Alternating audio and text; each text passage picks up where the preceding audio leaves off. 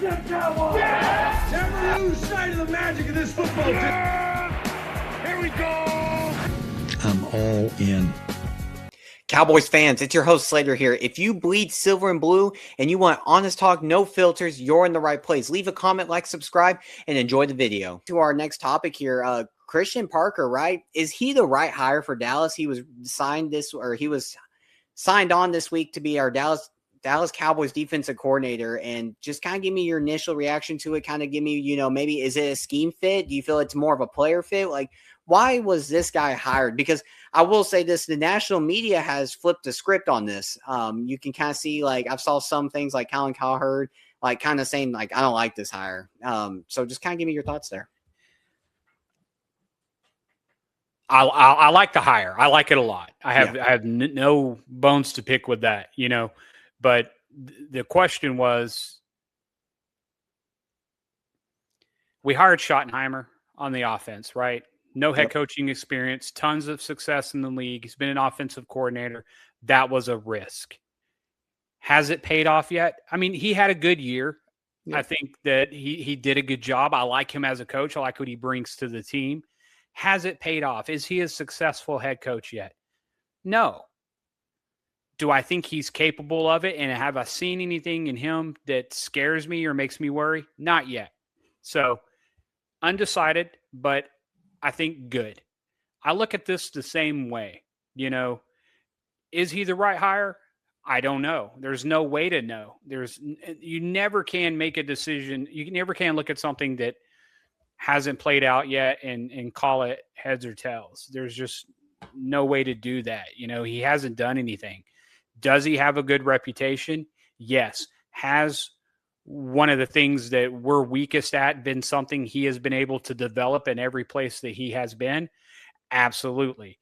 I like the fact that he breaks every mold that we're used to with what the front office under the Joneses does for not only our head coaches, but our OCs and our DCs. He checks every box. He is completely different from what's typical for us.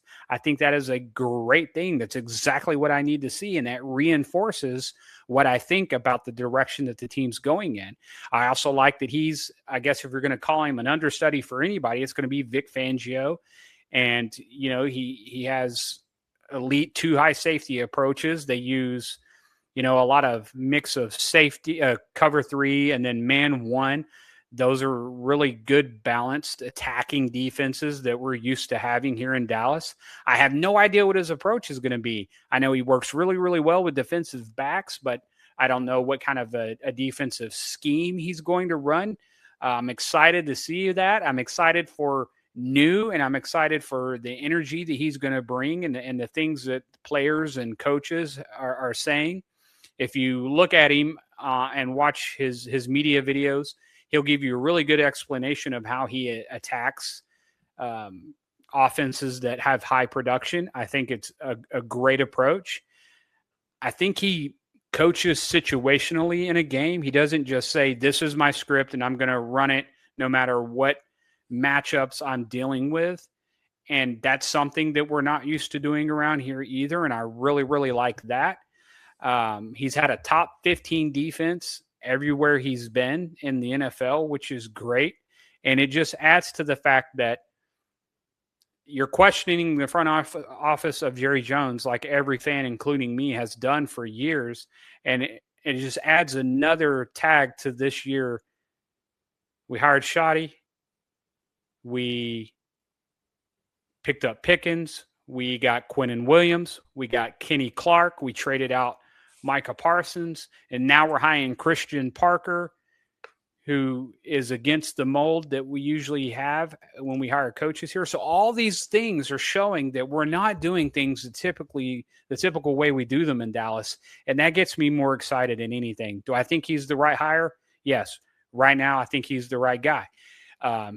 He still has to prove that, obviously, but I'm definitely behind it. Sorry, that was a long-winded answer, but that's the way I feel. That's how I analyze things. But yeah, I think it's great. I think it's great.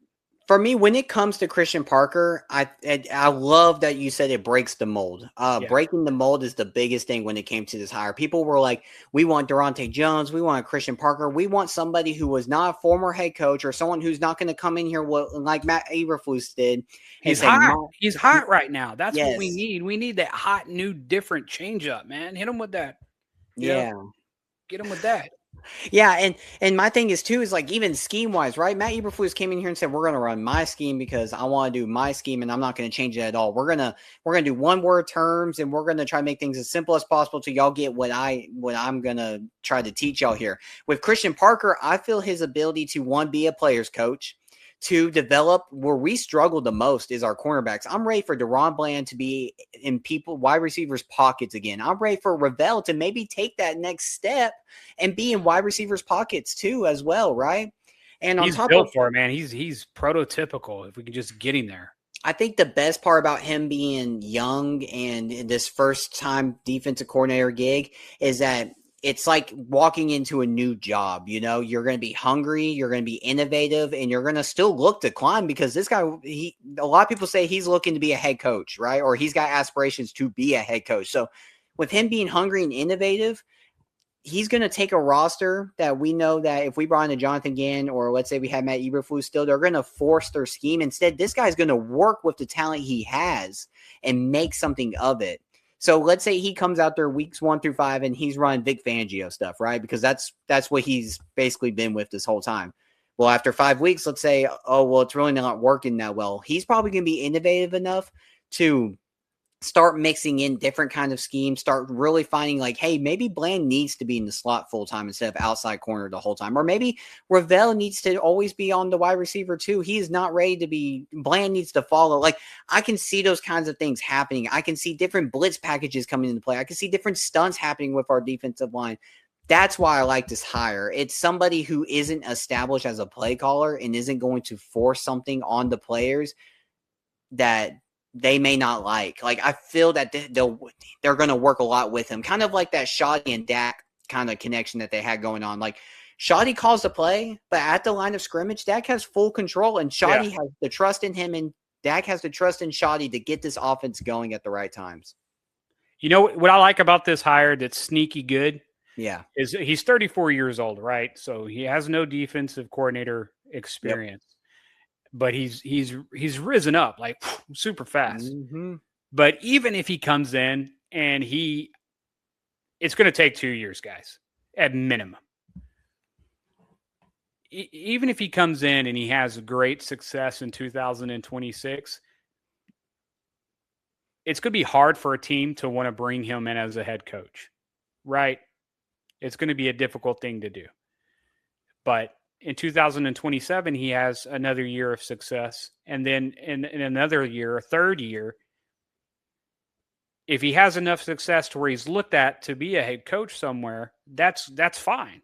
Yeah. But we will have established a group of coaches under him to take over that we can continue on with.